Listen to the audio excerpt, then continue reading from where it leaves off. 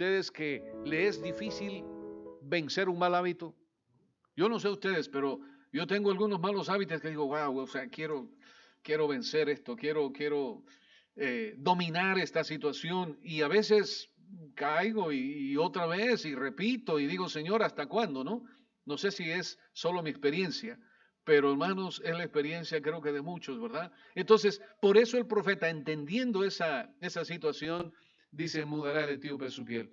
Ahora, hablando del etíope, hermanos, para la ilustración, por qué llama a Jeremías esa ilustración? ¿Podrá el etíope cambiar su piel? ¿Ustedes saben cómo es la piel del etíope? Bueno, yo estuve investigando, hermanos, estuve investigando y encontré una foto de los etíopes. Pero antes de eso, para que ustedes sepan dónde está Etiopía. ¿Etiopía está dónde? ¿En qué continente? Está en África. Ahora, si ustedes miran allí en el mapa, ustedes van a ver, wow, que tantos países en ese continente, tantos países. Y si ustedes se dan cuenta, yo le puse una flechita allí, una flecha que no se nota mucho, pero aquí está Etiopía, en esa parte del continente africano, está en los dos lados. Allí en Etiopía, mis amados, la mayoría de las personas tienen un color oscuro, ¿no es cierto? Son negritos. Y ahí están, son etíopes los que están allí. Entonces el profeta dice, ¿podrá el etíope cambiar qué cosa? ¿El color de qué? ¿El color de su piel? A no ser que sea Michael Jackson, ¿no? Yo no sé, ese caballero cambió, no sé, cambió el color de su piel. Increíble. Pero mis amados, o sea, es imposible, ¿no es cierto?, que una persona diga, bueno, quiero cambiar con un jabón o alguna cosa, o báñense con lejía, lo que sea. Pero esos son los etíopes. Ahora, algo más interesante, dice, o el leopardo, quitar las manchas de qué? De su piel, y ahí están los leopardos, ¿no? O sea, imposible, un leopardo es único. Esas manchas, imposible de sacarlas. Así de imposible que el etíope cambie el color de su piel, y es imposible que el leopardo quite las manchas de su piel, es imposible que el ser humano se quite el pecado encima. ¿Estamos de acuerdo en eso? Es imposible. Y entonces viene ahora este asunto. Hay un problema, mis amados, y el problema es que el problema del ser humano es grande. Si somos seres humanos en este mundo, solamente los seres humanos tenemos un don de los dones que el Señor nos ha regalado, varios, pero tenemos uno, que es el que nos distingue de los animales. ¿Cuál es? Que tenemos el libre albedrío, capacidad de razonar, capacidad de decidir, capacidad de tomar, ¿no es cierto?, decisiones para lo malo, para lo bueno. El ser humano es el único. Los animales actúan por instinto, pero el único ser humano que razona, que piensa, que analiza, es, ¿no es cierto?, el ser humano que Dios nos dio el libre albedrío. Entonces, aquí tenemos declaración, ¿no es cierto?, la declaración de Pablo. Pablo dice bien, conociendo la naturaleza humana y entendiendo Pablo, y él lo escribe bien en la carta a los romanos, dice, por cuanto todos, ¿qué cosa? Pecaron y están destituidos de la gloria de Dios, entonces, ¿qué merecemos? La muerte, ¿verdad? Estamos destituidos de la gloria de Dios, pero merecemos morir. Ahora, yo digo, anoche conversaba con una persona de la profundidad del amor de Dios. ¿Cómo ese Dios maravilloso, creador de los cielos y de la tierra, cómo ese Dios maravilloso que es el creador de las galaxias, millones de sistemas solares que hay en el universo, cómo ese Dios se preocupó por esas criaturas que puso en el planeta Tierra, que fueron hechos a imagen y semejanza de Él? ¿Por qué Dios se preocupó? ¿Habrá alguna razón por cual Dios se preocupó? ¿Cuál habría sido esa razón? Por amor, por amor. Hermanos, yo no sé cuánto ustedes aman a sus hijos. Yo no sé ustedes cuánto aman a sus hijitos, a sus nietos, los que somos abuelos también, ¿verdad, de Soraya? Su primera nieta, ¿no? La primera nieta. Hermanos, ¿cuánto amor tenemos para esas criaturas? ¿Cuánto amor? Miren a Carlos venir con su nietecita todos los sábados, eso es amor, ¿no? O sea, Carlos está dispuesto a hacer lo que sea por amor a esa nieta. Ahora imagínense ustedes el amor de Dios por esta raza humana. O sea, el amor del ser humano no es nada comparado con el amor de Dios. Y ese amor de Dios hizo que cuando la raza humana cayó, hiciera un plan para que no muera eternamente, un plan para que esta raza humana pueda ser redimida. Y para que pueda ser redimida, Dios hizo algo fantástico. Él mismo decidió venir a esta tierra a rescatar y dar su vida en la persona de Cristo para que tú y yo tengamos vida eterna. Aleluya, hermanos. Aleluya. Ese es el amor de Dios. O sea, es infinito, es fantástico. ¿Y por qué ayer yo con esta persona que conversaba llegamos a esa conclusión?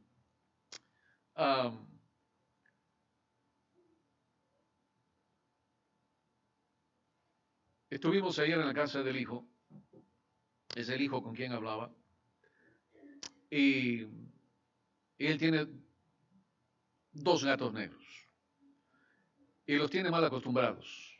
En la tarde, así como ustedes han visto a los perritos que los saca con leash, pues él los saca a caminar con leash también a los dos gatos. Y entonces dice, papi, ¿me ayudas con un gato? Te ayudo. Así que él salió con un gato, yo salí con, el uno se llama Hamilton y el otro se llama Burr. Entonces yo estaba con Burr, es el más travieso, y de pronto Hamilton, me doy cuenta que corre, y mi hijo va con el leash detrás, y Hamilton había visto una lagartija, así que fue corriendo tras de la lagartija y le estaba molestando, y mi hijo le dice, no, dice, ya no, la vas a matar, le dice, la vas a matar. Dice, aunque no, mi hijo siempre tuvo fobia para las lagartijas, ¿no? Y dice, aunque no me gustan, dice, pero no quiero que la mates. Y le hizo a un lado para que el gato no mate esa lagartija jugando, ¿no? O sea, no se la come nada, sino que jugando. Y entonces la defendió. Y yo me puse a pensar, en la noche hablaba con él y le decía, tú tuviste misericordia de una lagartija. ¿Te imaginas la misericordia de Dios?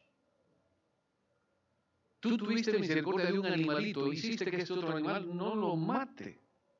El diablo, mis amados, es el gato que está buscando la manera de pegarte, que está buscando la manera de herirte, que está buscando la manera de desaparecerte. Pero hay un defensor, y ese defensor se llama Cristo Jesús, que vino a esta tierra para librarte de las garras del enemigo. Mis amados, me emocionó eso ayer que estábamos conversando con el hijo. Y entonces, aquí está el otro texto de Romanos 7, 8 y 19 que dice, yo sé que en mí, esto es en mi carne, no mora el bien. Y esa es la experiencia tuya y mía. No mora el bien, ¿verdad? Porque el querer el bien está en mí, pero no el hacerlo. Y dice acá, porque no hago el bien que quiero, sino el mal que no quiero, eso hago. Mis amados, es la experiencia de todo ser humano. Y cuando miramos nosotros lo que mal hizo esa persona, lo que mal hizo aquella otra persona, o lo malo que hizo alguien, nosotros estamos listos para criticar. Les voy a poner un ejemplo práctico. Usted está mirando las noticias, y esta semana las noticias de aquella mujer que mató a esos niñitos, ¿no es cierto? La propia madre mató a esos niñitos. Y uno dice, pero qué malvada esa mujer, y ya estamos listos para acabarla. Pero pregunto yo, esa mujer que cometió ese crimen horroroso, ¿tendrá perdón de Dios? ¿Tendrá perdón de Dios? Y si Dios la perdona, ¿podremos perdonarla nosotros? Mis amados, no hay pecado, no hay pecado, no hay tamaño grande de pecado que Dios no pueda perdonar. Porque Dios es mucho más grande, su amor es infinito, su amor es inmenso. Y ese amor de Dios, mis amados, nos hace a nosotros entender de que el que tenemos de parte nuestra, como yo le decía ayer a mi hijo, mira, tú estuviste de parte del débil, ¿no es cierto? Dios está de parte del débil, Dios está de parte tuyo. Y hermanos y hermanas, el día de hoy sigue viniendo la pregunta a mi mente. ¿Seré tan agradecido a Dios como para hacer la voluntad de Dios? ¿Seré tan agradecido a Dios como para entrar, ¿no es cierto?, en el camino de la obediencia completa? Mis amados, la manera de medir, ¿no es cierto? La única manera de medir en forma personal, estoy caminando con el Señor, es de esta manera. Cuando tú oras al Señor, cuando le dedicas tiempo para adorarlo al Señor cada día, cuando tú al estudiar la palabra te pones a cuenta con lo que Dios te aconseja y te dice en la Biblia. Sencillo, tu relación con Dios a través de la oración y a través de la palabra, y cuando tú tienes la palabra de Dios dentro de ti, entonces naturalmente el Espíritu Santo te mueve, te motiva a hacer la voluntad de Dios. Pero para eso tengo que hacer una decisión, tengo que decidir orar, tengo que decidir leer la palabra de Dios, tengo que decidir ser un siervo de Jesús. ¿Han decidido ustedes completamente ser siervos de Dios? Mis amados, ¿cuáles son? Ahora, esto nos lleva a otro punto, ¿no? ¿Cuál es? Mira, en este mundo hay otras religiones. Hay otras religiones. Y vamos a mirarlo de esta manera sencilla, ¿no? Hay dos grupos de personas, vamos a decirlo así, los que sirven a Dios y los que sirven al diablo. Ustedes los pongan en cualquier sitio, llámense cualquier religión, ¿ya? Pero entonces hay, en este grupo, está el hombre común y el hombre cristiano, el hombre creyente de Dios, ¿ve? Estas diferencias, mis amados, las vamos a mirar nosotros ahora un poquito, cuando, por ejemplo, miramos cuáles son las aspiraciones humanas del ser humano, carnales, las aspiraciones carnales. Por ejemplo, la aspiración carnal, se ve bien ahí, ¿verdad? ¿Usted lo viene? Ok. Dice, en primer lugar, dice, el ser humano, una aspiración carnal, que desde el punto de vista de Dios, no está mal en cuanto a las riquezas, pero vamos a mirarlo ilustrado más adelantito. Dice, las aspiraciones del ser humano son unas, por ejemplo, tener riquezas y placer. Hermanos, el hombre rico, lo único que le interesa es complacerse a sí mismo. La mayoría de los hombres ricos en el planeta. Ustedes ven, son las personas más sofisticadas del mundo, quieren cosas, imagínense ustedes que hay gente que tienen tanto dinero que a sus animalitos, está bien tratar a los animalitos bien, pero hermanos, tienen mansiones en miniatura para sus animales y pagan muchísima plata para que esos animalitos sean atendidos como príncipes, digo yo. ¿Será que Dios está de acuerdo con eso? Porque la plata que se invierte en eso, por ejemplo, se podría invertir en la gente pobre, en la gente que no tiene que comer. Se podría invertir en gente enferma, en casos difíciles, por ejemplo, de resolver. Nuestra hijita falleció con un síndrome y hay una institución médica que sigue investigando qué produce ese síndrome, ¿no? Síndrome de Rett. Una niña que nació sana y buena, que sus facultades estaban completas, pero a medida que fue creciendo, ¿no es cierto?, esas facultades las fue perdiendo, no se sabe qué hasta el día de hoy. Entonces, fíjate, cómo quisiera que una de estas personas dijeran a esta institución voy a donar esto para que sigan investigando la razón y que no hayan familias y padres que sufran como yo sufrí, como mi esposa sufrió. Pero hay gente, mis amados, que la riqueza es solamente todo es para sí, absolutamente todo es para sí, y para complacerse, ¿no es cierto?, para su propio placer. Bueno, la aspiración del ser humano, la aspiración del ser humano es ser populares. Entonces han visto cómo hay niños o niñas que las madres les impulsan desde pequeñitas a tener actitudes de jovencitas grandes para ser modelos o cantantes. Modelos o cantantes. Y hay padres, hermanos, que pagan mucho dinero. El hombre, hermanos, quiere alcanzar el poder. El hombre quiere alcanzar el poder. Un día, fíjense ustedes, un pastor adventista me dijo esto. Pastor, era presidente de una unión. Y me dice, Pastor Rivera, quiero confesarle algo, me dice. Porque este joven fue parte de mi ministerio en mi país. Y entonces me dice, pastor, tengo tanto miedo. Le digo, ¿por qué? Me dice, pastor, porque la posición que tengo es de tanto poder que tengo miedo usarlo para mal. Nunca había pensado eso, pastor.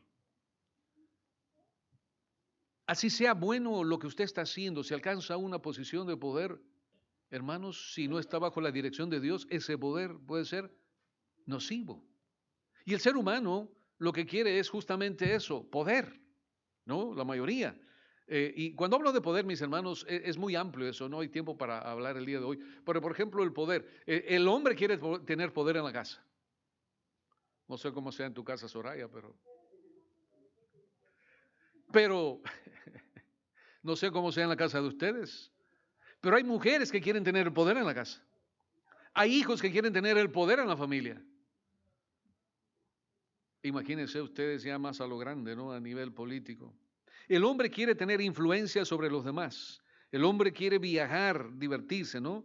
El hombre quiere tener una carrera, una profesión, y no es que la carrera y la profesión esté bien. Yo conozco hermanos profesionales que crecieron en su profesión y luego la profesión lo que hizo, en lugar de bendecirlos, ha sido una maldición, porque esa profesión les ha producido dinero y ahora el dinero les ha dado, no libertad, libertinaje.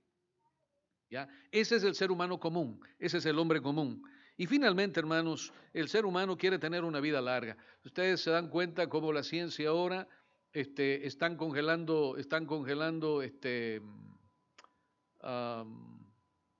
cerebros de alguna persona. Dicen, no, congelen mi cerebro para que cuando haya la ciencia y que se desarrolle y por allí puedan darme otro cuerpo, un cuerpo 0 millas, un cuerpo de un jovencito o una jovencita. Hermanos, el ser humano no quiere morir, quiere vivir, quiere vivir. Esa es la aspiración del hombre común, ¿no es cierto? Pero ¿cuál es la aspiración de un cristiano? Vamos a mirar.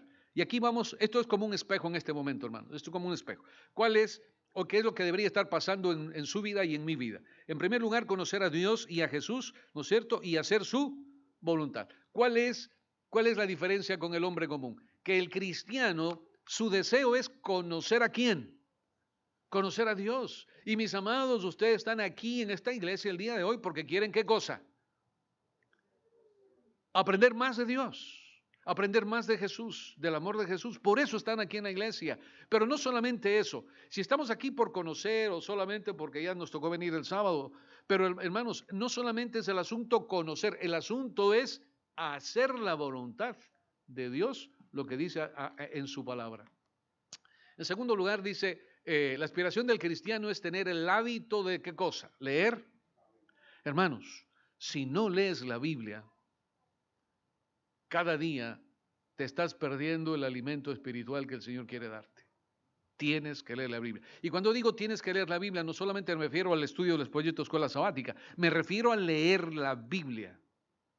Tú eliges un párrafo, eliges un capítulo, pero tú lees en ese capítulo, en ese párrafo de la Biblia, en ese versículo y meditas qué mensaje Dios tiene para mí.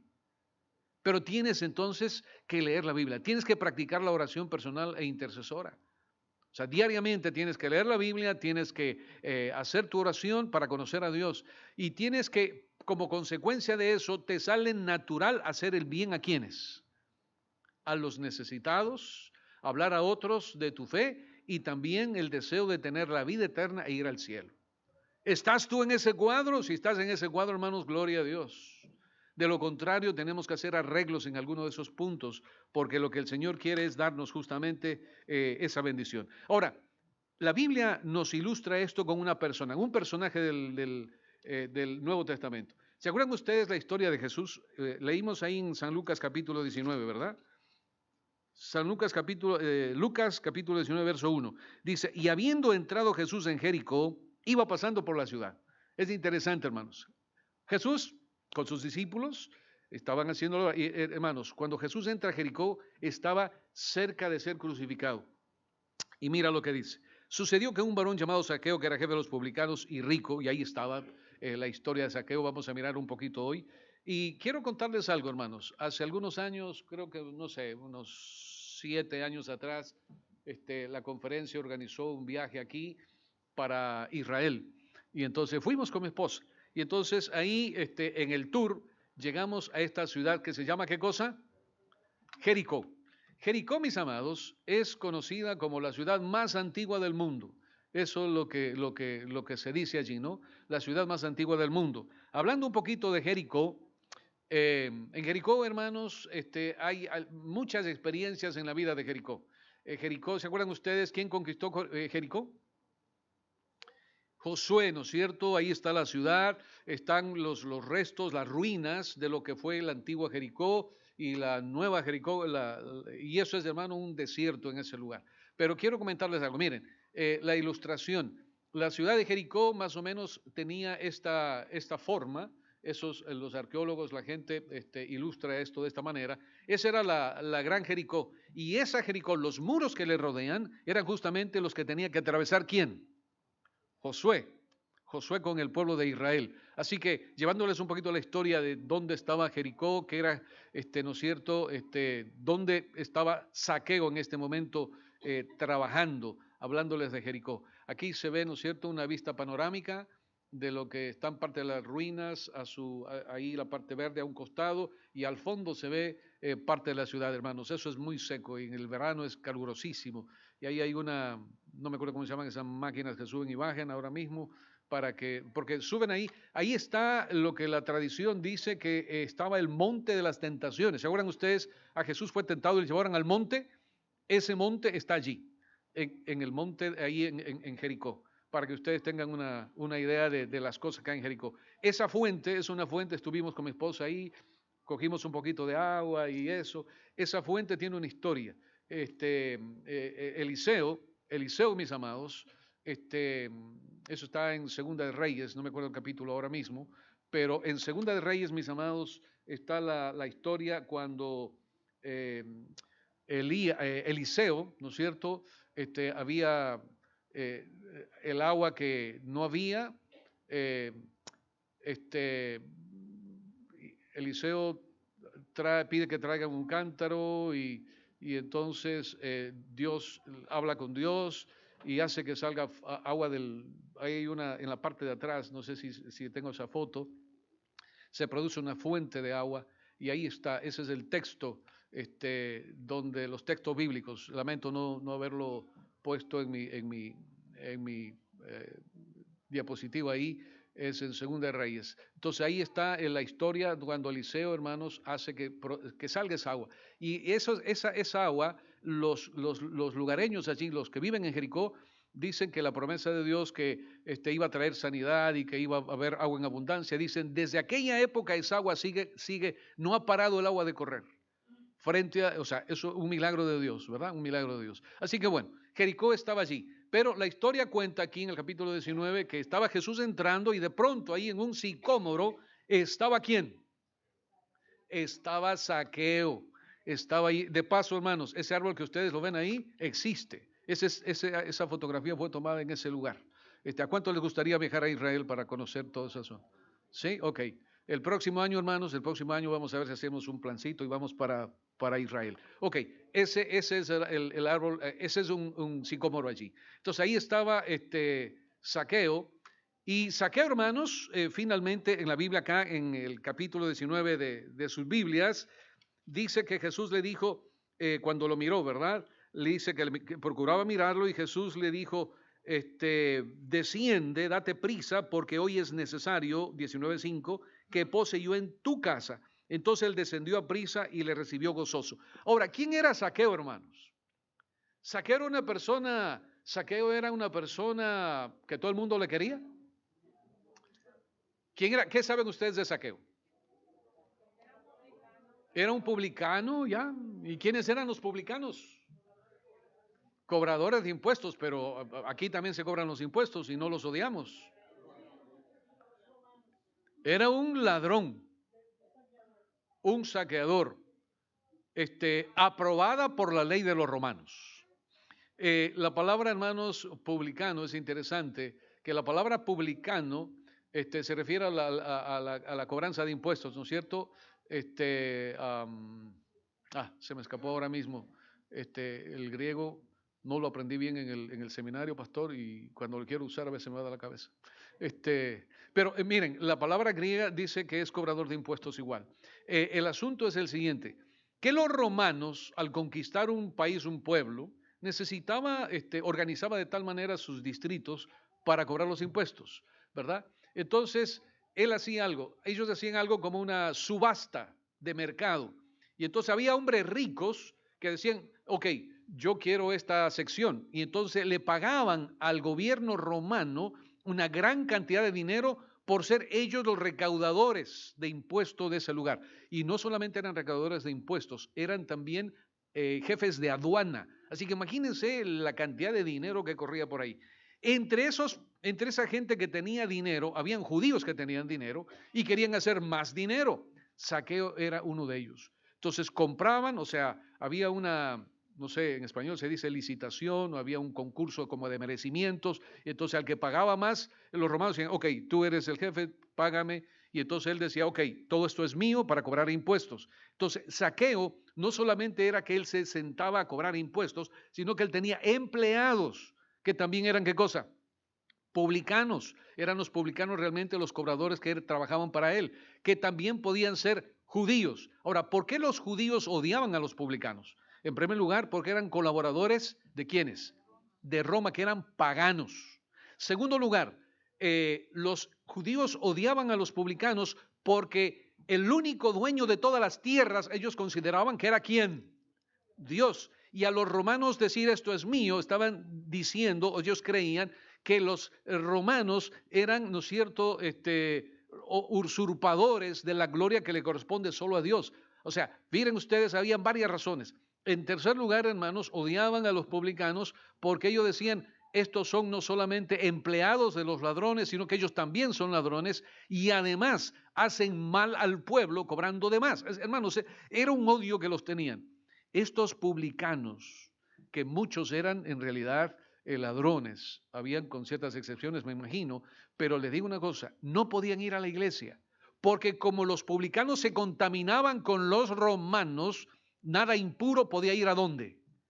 Al templo. Así que la conciencia de los publicanos, hermanos, estaba siempre oprimida porque se sentían menospreciados, se sentían rechazados de Dios, se sentían aplastados emocionalmente, espiritualmente. Entonces, lo único que hacían para sacarse todo lo que tenían encima era cobrar más impuestos con ira y coraje. Saqueo habrá escuchado hablar de Jesús, habrá tenido en su corazón apretado porque él quería servir a Dios, me imagino. Quería acercarse al templo y no podía, pero sabía que Jesús aceptaba a quienes, a los pecadores, y él que era un pecador, pero él quería la bendición de Dios. Y mis amados, ese día se enteró de que Jesús iba a pasar por allí, y este hombre rico, este hombre, mis hermanos, que pudo haber contratado a alguien para que lo suba alguna cosa, dice que cuando escuchó que Jesús iba a pasar por ahí fue corriendo, se subió al sicómoro. Qué vergüenza de este hombre, ¿no? Subirse a un sicómoro para que la gente se burle. Y hermanos, estando ahí subido, trepado en el árbol, es cuando pasa Jesús debajo de él. Y hermanos, ¿qué hace Jesús? Le tiró una piedra y dije, mira, vamos a pedirle a ese publicano. Así hizo David. No. ¿Qué hizo? En primer lugar, le llama por su nombre. No le dice ladrón, le llama por su nombre. Saqueo. Oigan, no hay cosa más bonita que escuchar el nombre de uno. ¿Sí o no? Rafael. ¿Verdad? Marta, María, José, Juan, Nancy, Jimena, Jorge, hermanos, no hay nada más bonito cuando el nombre de uno. Hermanos, pero ahora el que le llama es nada menos y nada más que el Hijo de Dios, Jesús. Qué dulce melodía cuando Saqueo escucha esa voz de Jesús. Saqueo. Los ojos de Saqueo se le abrieron y Jesús le dice, bájate de ahí. Bájate de ahí. Y dice que él entonces descendió a prisa. Y lo que le dice Jesús, porque hoy es necesario que pose yo en tu casa. Hermanos, el Señor, el día de hoy, ha venido a esta iglesia para decirte, hijo, hija, yo quiero morar en tu casa hoy. Hoy quiero morar en tu casa. Cuando Zaqueo va a su casa, prepara la entrada para Jesús, vinieron muchos publicanos, muchos rateros, muchos parias de la sociedad.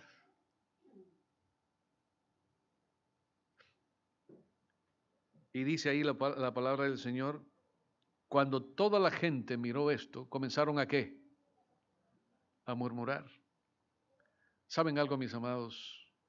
Esta iglesia, la iglesia de Sorrento, se caracteriza y se va a seguir caracterizando por recibir a todas las personas que vengan con cargas y luchas, sin recibir crítica ni rechazo. Porque ese no es el papel de Dios.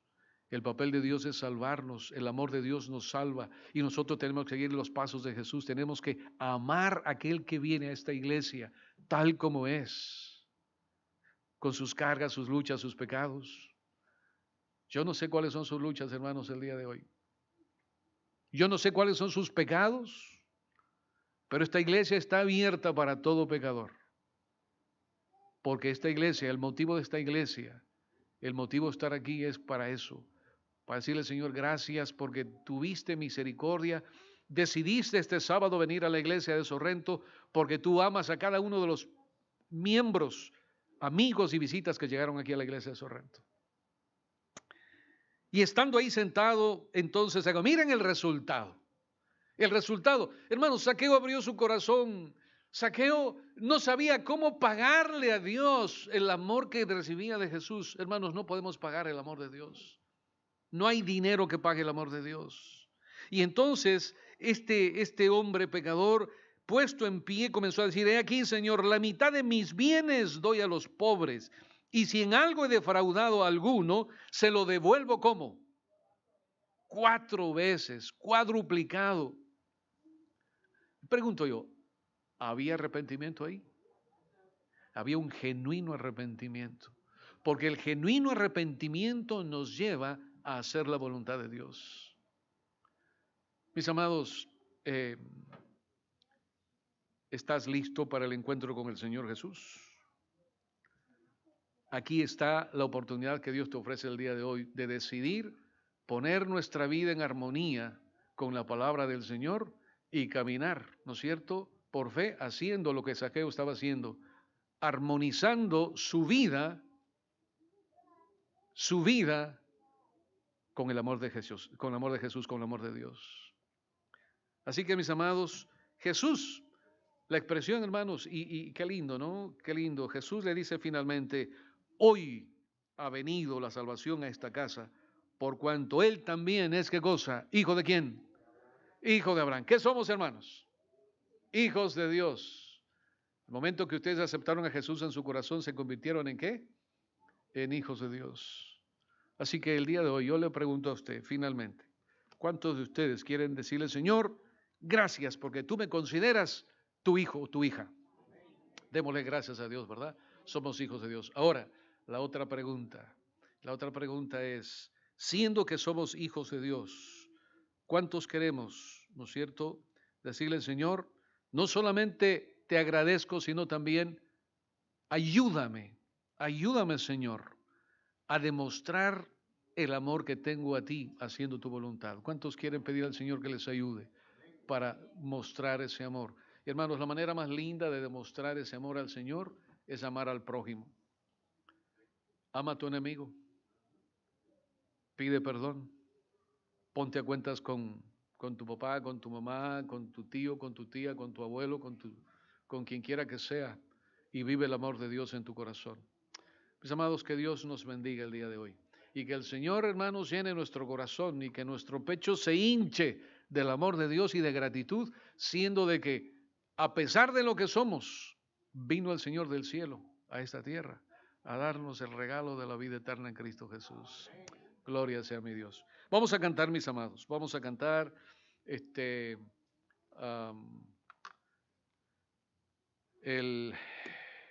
hay un himno que queremos entonar, el himno, déjenme, me recuerdo el número. Giovanni. Sí, ya está, ok. Ahí viene, mira. Ahí viene. Vamos a ponernos de pie para cantar. Nancy, ¿vienes?